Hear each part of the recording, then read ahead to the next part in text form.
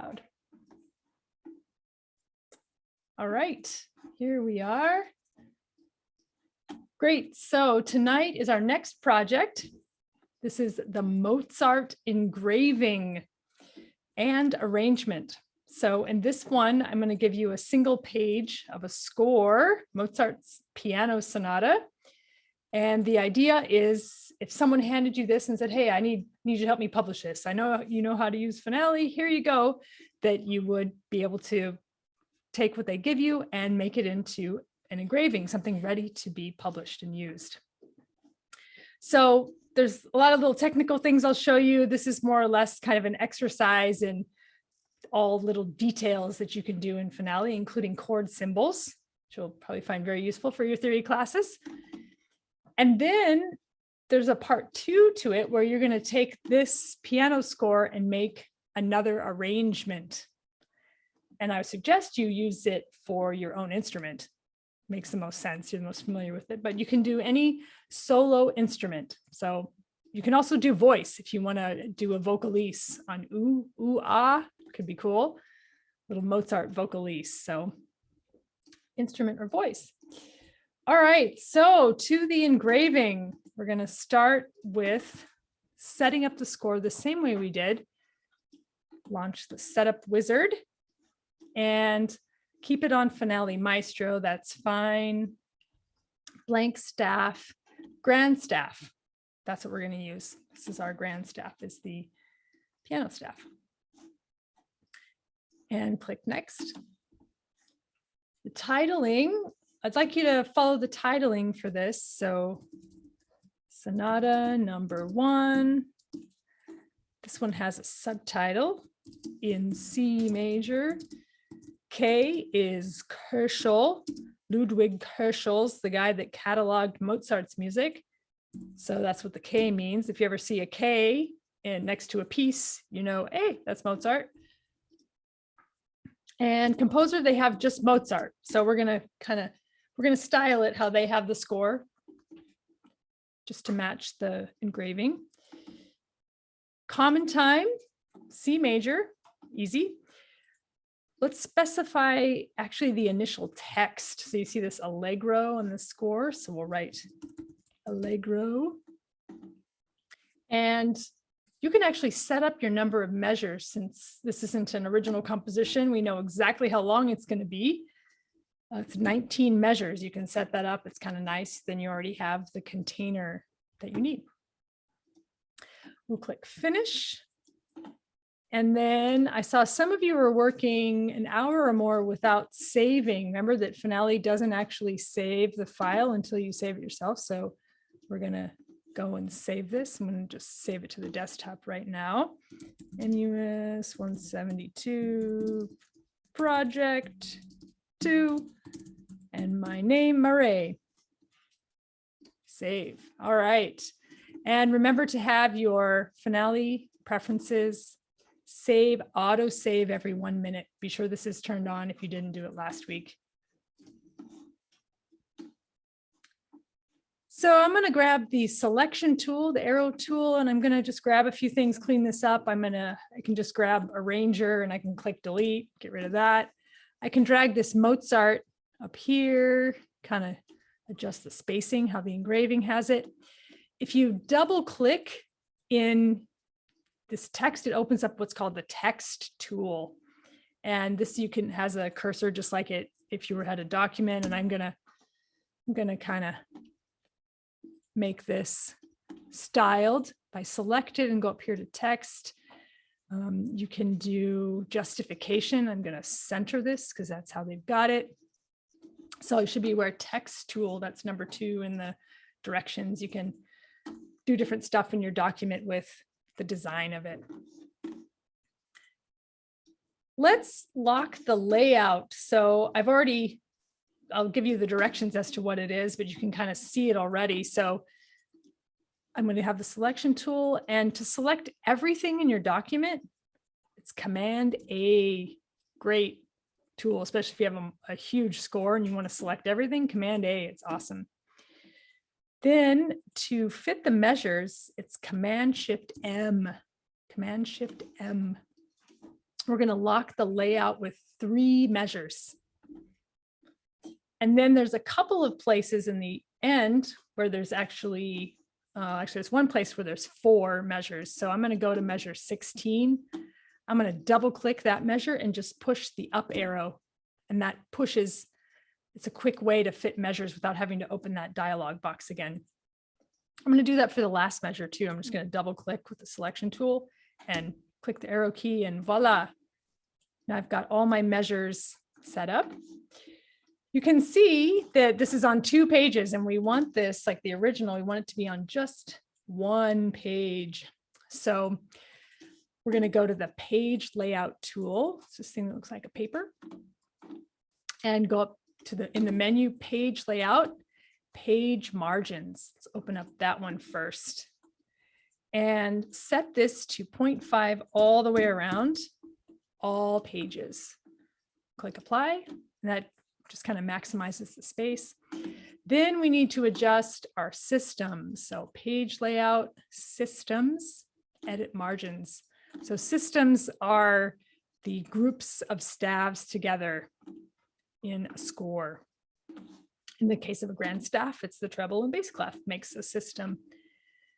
This one, you can see in the directions, I want you to set 1 through 1. And I kind of, I preset this for you all, but when you go to arrange yourself, you got to experiment to figure out what the best setting is on this. So, but for now, just kind of follow this and see how it works and how you can kind of get things to fit in the best way. We're going to put 0.75 at the top. Wait, how did you do that? For page layout, systems, edit margins. And then it opens up this little box. And we're going to change 1 through 1. So the first system in a score always has different stuff because there's a ton of space on top. It has an indent. So 0.75 in the top, 0.5 on the left, and 0.25, just a little bit on the bottom. Click apply. That already pushes another system onto the page. Then we're going to do 2 through 6, 0.25 on the top, 0 left and right, and 0.25 on the bottom. Click apply. That almost gets us there. Then we're going to adjust just system 6 through 6. The very last one, we're going to put 0 because we don't actually need space on the bottom of our very last staff, and that pushes everything onto 1 page. Now I'm going to grab the selection tool again and kind of give myself a little bit more space on this. And I'm going to grab this little staff tool, which I showed you before, and give it just a little bit more room. I'm going to double click on the bottom bass clef, squeeze it. So you can just ever so slightly kind of adjust from there. All right, so just like last time, you'll see this one has a lot more entry, very virtuosic compared to last week, right? Lots of notes. But what's cool about speedy entry is if you've got a whole string of 16th notes, you can just go to town with them. So like if I start in the beginning in the bass clef, I'm going to click on speedy, click in the staff where the lines are, turn on the caps lock, and select 3, which is 16th note, and then I can start entering my notes. 4 is an 8th note.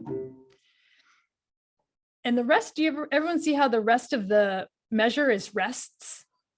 If you advance to the next measure, I can just push the right arrow key on the keyboard. It'll automatically fill with rests. That's a really nice feature in Finale.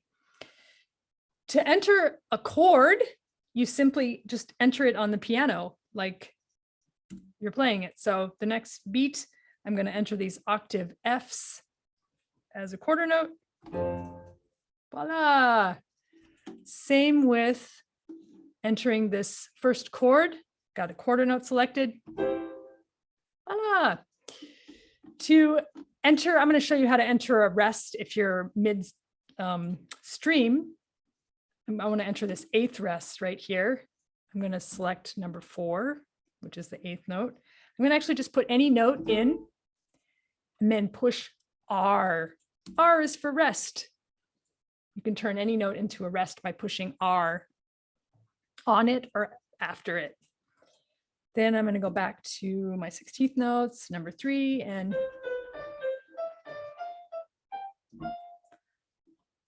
okay, I'm going to try this chord. Get to work on your piano skills. Select quarter note. Here we go. Does everyone see how ugly it looks? Whoops, let me go back. Well, actually, I'll just keep going. Do you see how ugly it looks until it advances to the next measure? So don't worry so much about speedy until you've clicked out of the measure. Sometimes, see how it looks like it's not entering it right? It's not until I enter the last note and then it goes on that it looks like, oh, okay, I am doing it right. So just keep that in mind as you're entering stuff. All right, so that'll take you far with entering all the notes in this one. It's not as bad as it looks, I think. So we have some other markings in this, dynamics. So this is with it's called the expression tool. It's this mezzo forte icon. Click on that and you can double click over any note that you want to enter a dynamic. So in the beginning, we have this forte. So I'm going to double click and it opens up this box that has all these different categories of stuff. You can go to dynamics and you can pick out forte. You'll also notice, do you see how there's numbers next to these dynamics? The numbers are the shortcuts. So you can see 3 is fortissimo, 4 is forte, and it goes all the way through to pianissimo is 8. Just memorize these numbers with this tool because dynamics are something you're going to enter a lot in a score, right? If you have a bunch of parts and dynamics are all over the place. So I'm going to click assign. That was one way to do it, but you can also, if I hold down number 4 and click under a note, it's very fast to assign dynamics. Like let's say, oh, I need you to be piano, which is number 7. I hold 7 down. I need you to be mezzo forte. I hold the 5 down. So it works similar to how the rhythms are assigning numbers for the commands, but it's with the dynamics. If you don't want to bother memorizing it right now, if that's too much, you can just double click and go and find it. That works too. Okay, and then I'm going to just, you can always draw a little box around these and delete these if you don't want them. All right, I already showed you the rest. So in this one, be very careful when using a slur versus a tie. So we used slurs last time. Slurs are for when a note is joined with the same note. So, and that's with speedy, you push equal. That makes a slur. So, or if I go right over the note, I can slur that. So slurs are for same note to same note. I'm going to do Command Z and undo that. This one mostly features, oh wait, did I say the wrong thing? Ties. I've been saying the wrong thing. A tie is when you have going to the same note. So if I enter bam, you would tie with the equal signs. Tie equal sign because the notes are equal. They're the same. Got it. If it's a slur, it's grouping notes together that are not the same note. And that is with this tool called the Smart Shape tool. So I'm going to click on that. And this is a really awesome tool that opens up a bunch of different really fun stuff that you'll use at some point. We're going to use just the slur. So you click on that. And I'm going to push Command plus to zoom in so we can see this a little better. To slur stuff together, you have to double click and hold and drag. So double click and you see how it highlighted it. Everyone see that?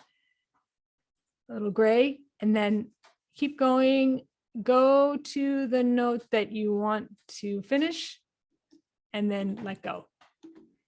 This is probably the most technical mouse work that you have to do in Finale is the slurs. So I'm going to do this second measure slur here. I double click it selects it, it's gray, and keep going, and there. If you're only slurring 2 notes, you can actually just double click and it'll do it note to note, which is kind of nice. Just double click. Whoops. You have to make sure you're right on it. Double click.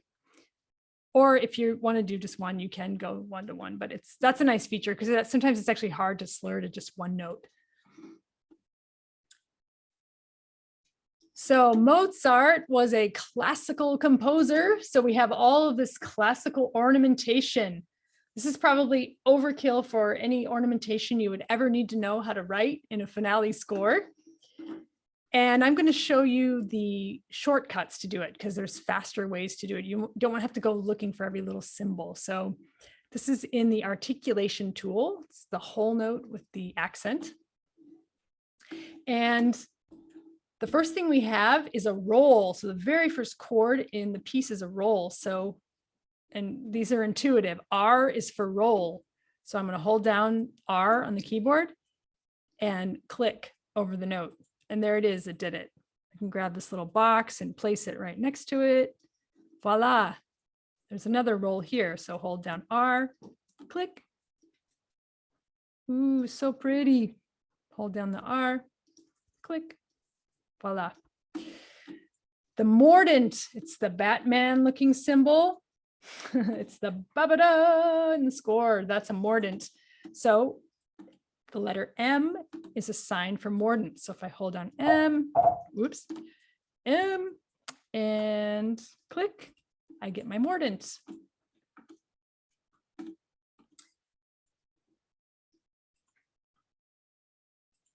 I'm going to show you trill, same idea. You'll see further down, trill signs.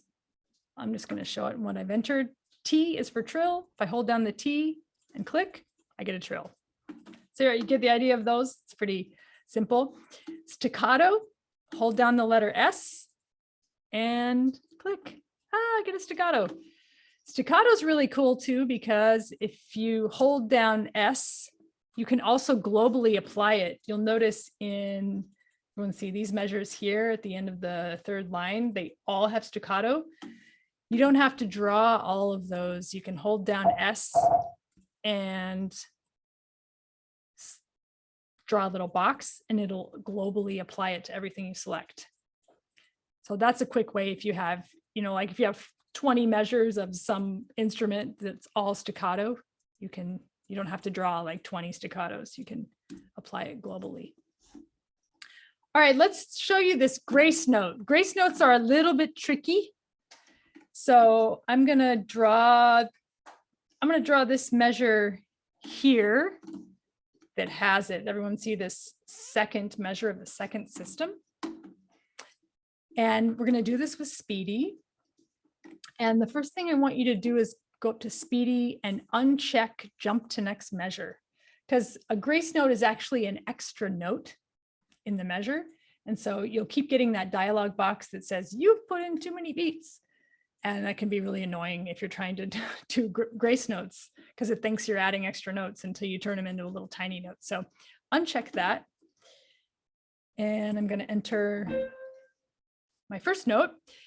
And then I'm going to select a 16th note, because you can see that there's a little 16th note on the D. Entered it. To turn it into a grace note, you have to go back to it and select it. So you push the back arrow to take the entry caret back over it, and then you push semicolon. And that's what turns notes into grace notes. It's the semicolon pushed on the note in Speedy. And notice how it doesn't look right, but I told you Speedy doesn't look right till you actually go out of the measure. Then I'm going to advance forward away from the grace note, and I'm going to continue to enter my other notes. It still doesn't look right, right? But just bear with it. And that's it. Now, if I click out, yay, there it is in the measure. Does everyone see how this should be a C sharp? So this actually is not in the directions. You can put Speedy over the note and click 9. 9, it will change it enharmonically. So that's a nice little shortcut. You can go back and try to re-enter it and get it to do it right, but 9, that's a quick little shortcut. Notice too how this one actually has a little slur on the grace note. So we can even do a little slur on the grace note, boom. And then there's actually a slur going there. So very detailed score, that's little markings. Staccatos, trills. All right, in this one, we get to do something really cool, is design our own shape. So the cool thing about Finale is like, if there's anything you ever wanted to do with notation, Finale can do it. It's such a powerful program. Figuring out how to do it, that's another thing, but it's an amazing program for being able to do custom stuff. So let's go down. Does everyone see this marking in the third line in the beginning? It has this sharp sign with a turn. Everyone see that little marking? So I'm going to enter just the notes in that measure. Oops, we are up here.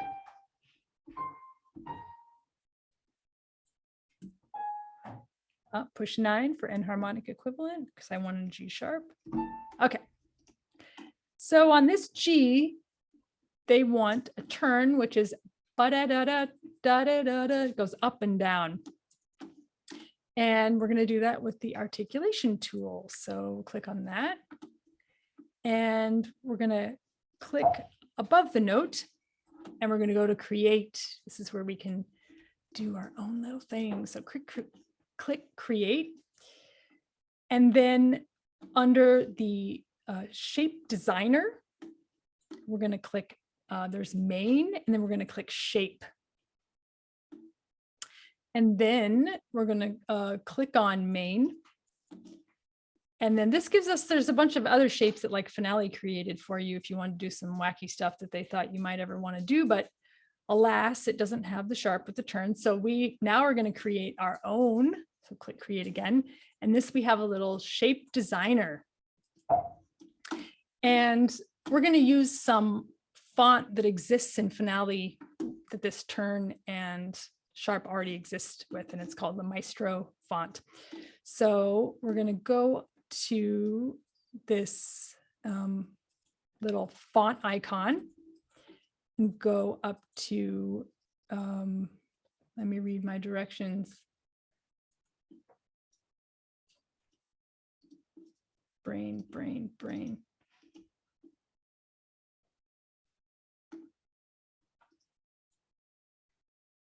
Select font. It's different on my computer. Okay, shape designer, select font. And we're going to look for Maestro font. There it is, Maestro font. And 16. I experimented with this. 16 is a pretty good size, so you can actually still see it. Click OK. Then we're going to enter the pound sign. Voila. And this circle is kind of gives you an idea of the distance that it's going to be so from each other. So we notice the pound signs in the bottom in the original. Then we're going to click on this shape designer again, and we're going to push Shift T. Oh, we got to go back and change our font because I unselected. I clicked out of it, so you might have to go back and select it again. I shouldn't have clicked out of the text tool because then you have to go back and reset. Okay, so Shift T gives you the turn when you're using this Maestro font. All right, then we'll go to the selection tool and we're going to drag that right over there. Voila, click OK. And you can see it's added it forever. You can use this marking for all the rest of your pieces in your version of Finale. We'll click select, click OK, select, and voila, we have our sharp with a turn. So satisfying. So the ultimate point is not to make this specific marking, but to know that you can design your own markings. So, and you would use the same process if you were going to do your own. There is a clef change in this example in the second and third line. We're going to see how it changes to treble clef. So we're going to go to the icon that looks like a bass clef. And we're going to click those measures. I'm going to hold down the shift key and just keep clicking. So it's actually 4 measures to select, and then double click, and it gives us the clef change selection. We're going to change it to treble clef. Make sure measure 5 through 8 are selected. Voila. So I would suggest you set up the clef change before you enter your notes. It just makes it a lot easier in the staff. All right, let's look at a couple other little details in the score, and then we'll talk about the arrangement. In this third to last line, does everyone see how some kind of pianistic things exist where the beam is broken here to show how this little phrase comes together? So I'm going to just enter that measure so that I can show you about breaking the beam.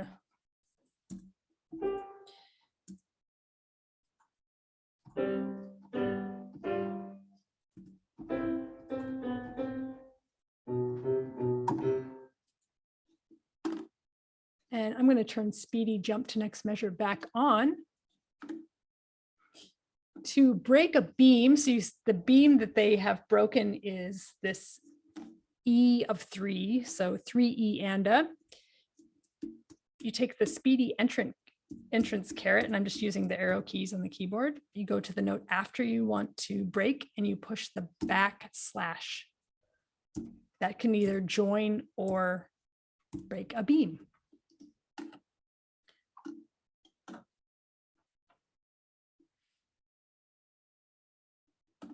In the second to last system, we get to work with layers one more time, which you learned how to do. So let me show you this last 2 measures here. Let me enter them.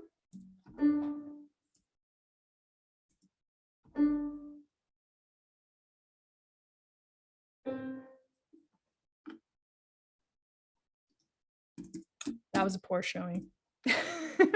There we go. Okay, so I entered the top set of notes, but you see how they actually have a different layer in it splits. And this is also a pianistic thing. So you can kind of see, oh, okay, there's like a different sort of bass part there. So we're going to go here and we're going to switch to layer 2. You can use just this little down here, or you can do Command Option 2. Command Option plus a number changes the layer in Finale if you want to use that shortcut. Now I'm going to enter rests. So I'm going to do a half note and then push R. And then I'm going to do quarter note, push R, make a rest.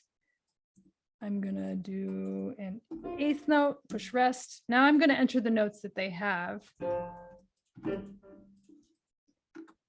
So there we go. I get a layered part. Now we don't want these rests to show. So you can actually hide notes or rests by going back over, pushing the entry caret in speedy on them and pushing H. H is for hide. That's a really nifty thing, especially guitar writing. Guitar writing has like, you know, an extra finger in there for something, and but you don't want all those rests like getting in your way, showing stuff. So that's how they do it. They're using Finale. All right, let me show you the ties on chords. I think we're in the same measure. So let me just continue.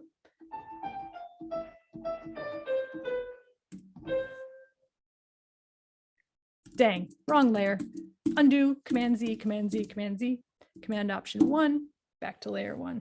Try again.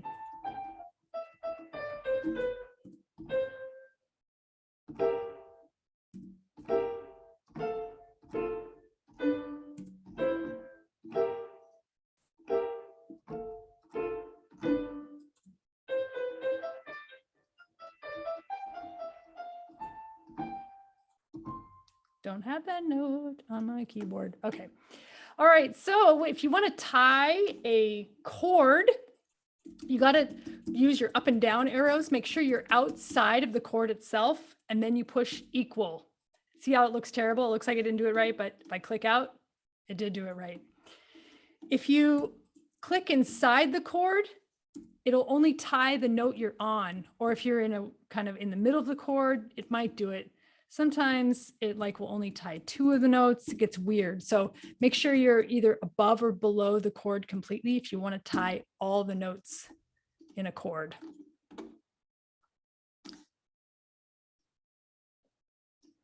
All right, chord symbols.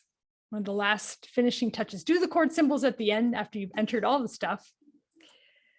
The chord symbols are here not only so you can, if you ever have to do an analysis project or in-depth sort of lyrical project, you'll know like this is the ultimate sort of entry of text is using the lyric tool. But it'll also help you in the arrangement if you want to work with, because you're adapting it for another instrument besides piano, you'll know the chord you're working with, which is nice. Everybody do study like Roman numerals theory class? Familiar? Okay. Yay, good.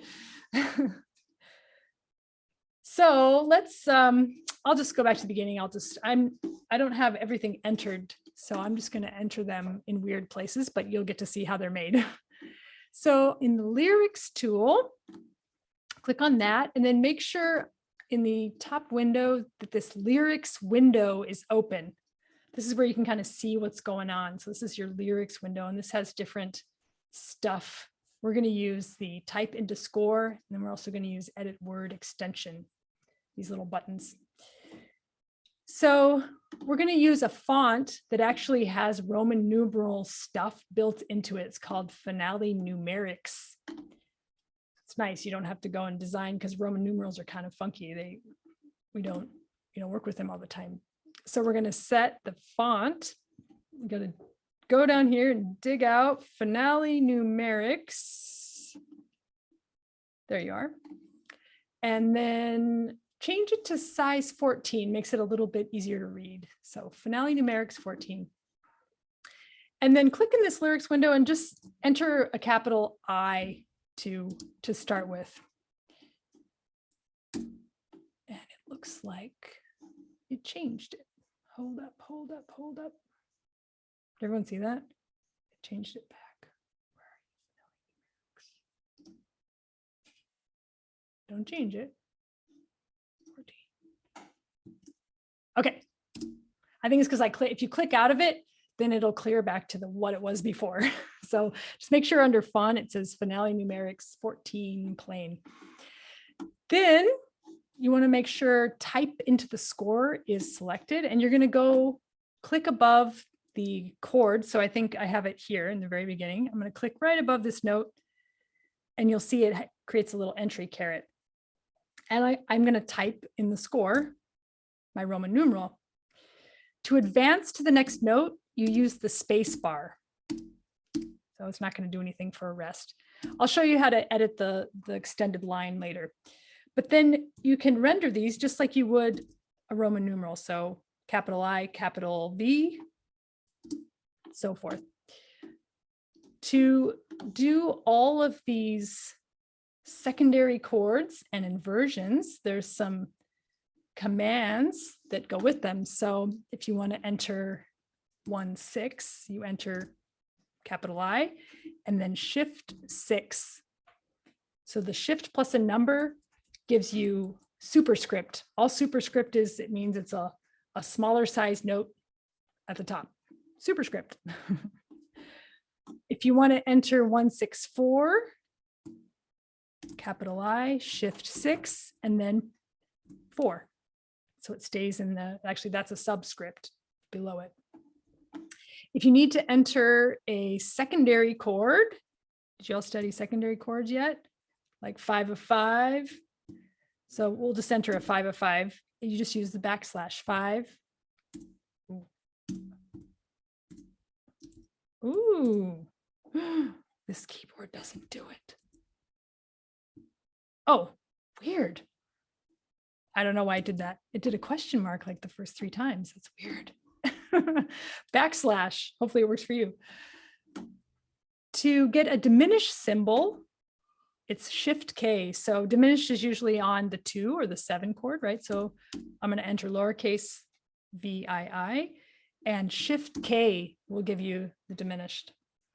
If you need to do a fully diminished 7, so you need to have 2 superscripts, push the tilde after you've entered it. Tilde is the button next to the letter number 1 on the keyboard, right to the left of number 1, that's tilde. I'm going to stay there, then I'm going to push Shift 7 to get my diminished 7. All right, it's actually a lot easier than you're like reading this stuff. It's actually easier than it looks. So now we got to get rid of these extensions. So this is for like if someone was singing ooh ah, but we're using it as Roman numerals. So we're going to go to lyrics, edit word extensions, and you can just click on these little boxes and click delete. And just, right, we don't need those. You can get rid of those as you're going through. All right, any questions about that? Lots of fun stuff. I'll give you the gist of the arrangement and then I'll let you go at it.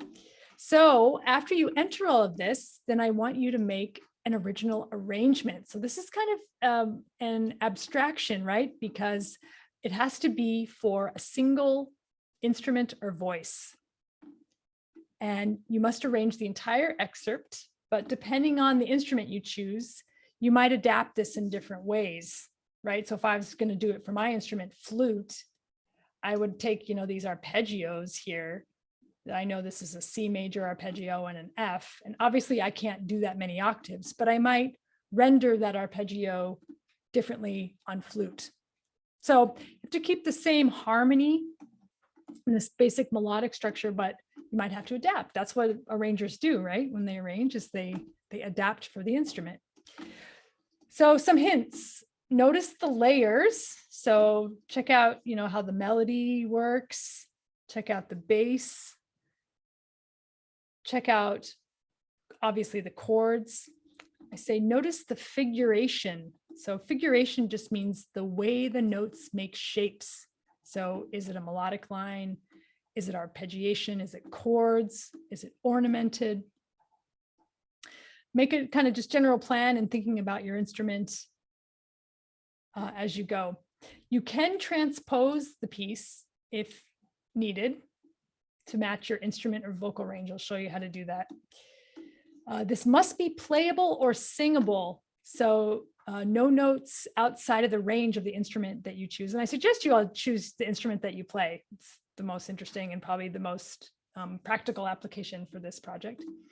No impossible leaps. So you can't have the soprano singing some crazy, crazy thing, 20th or something. And this can't be for piano, obviously. So pianists maybe consider a pitched percussion such as marimba or vibes. So it just can't be for a keyboard instrument, it can be anything else. Couple of arranging tips to get started. In Finale, you can copy and paste between 2 documents, which is awesome. So you don't have to rewrite it for the arrangement. That's the whole idea. So I'm going to pick a transposing instrument to show you that. Let's go to brass. I'm going to do trumpet. And I'm going to just make this really quick. Mozart, common time, 19 measures, C major. We'll just go with that. All right, here's my trumpet, and I'm going to save and all that. If you're working with a transposing instrument, be sure to go up to Document, Display in Concert Pitch. Unless you're really, really good at thinking in different keys at once. My husband actually says that I'm lame for doing that because he can do it, but I never do because I make tons of mistakes between transposing parts, adjusting things and whatnot. So I always do everything in C, and then at the end, you can turn that off and it'll go back to the transposed part. So for example, let's just do this first 2 measures. You can select them. I held down the Shift key. Command C is copy. You probably all know that from doing word processing. Command V is paste. And it'll paste everything in the measure. So it'll even paste that opening. And maybe just an arranging thing I would do right away. Obviously, a trumpet can't do a chord. It's kind of weird. I'm going to delete that. And I'm going to use this line from the bass, but I'm going to put it in the range of the trumpet. So,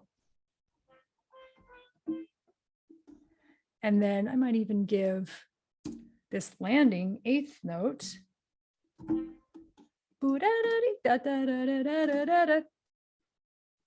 That makes it really nice and logical. And this chord I might do, maybe go up to the A. To connect the line. Does that make sense? How you can adapt it?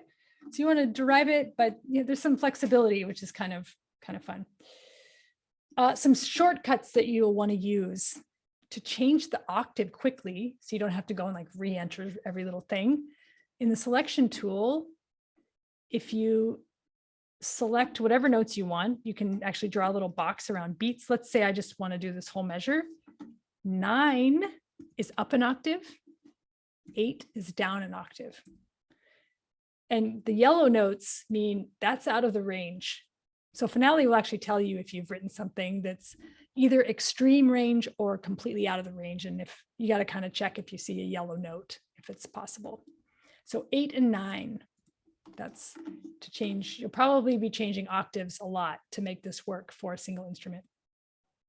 If you do want to transpose this, make sure you've entered everything. Like, let's say, Claire, you play trumpet, right? Yeah. Is this a good key? Like, or should it be a little higher? Should it be a little lower? I think that's pretty doable. I think it's pretty doable. So. Okay, well, let's say you have a trumpet player is like, I could play that a step higher. That would be so great for whatever reason. So this little key signature icon, actually you want to do Command A, which is select all. Command A is select all. Double click, and here's where there's just a little dialog box you can change. Let's say we want to do it in D instead. Click OK. So now it's a step higher. It's sounding a step higher. Keep in mind, if we go back, turn off display in concert pitch, it'll be an E, written E for the trumpet. So you can kind of slice and dice that. You just go. All right, here's a checklist. So make sure the example looks exactly like the original with all the chord symbols. Both your scores, your engraving and your arrangement should be on one page. Easy to read, error-free. You'll submit 2 PDFs and 2 WAV files, right? So I can hear both of them and check out both your scores. Make sure you listen to your WAV file so it plays correctly. Very important. That's just an important practice as a musician. Always listen to the thing all the way through that you're going to send to someone. And both are due in Blackboard before next class. Okay. Go to it. Stop recording.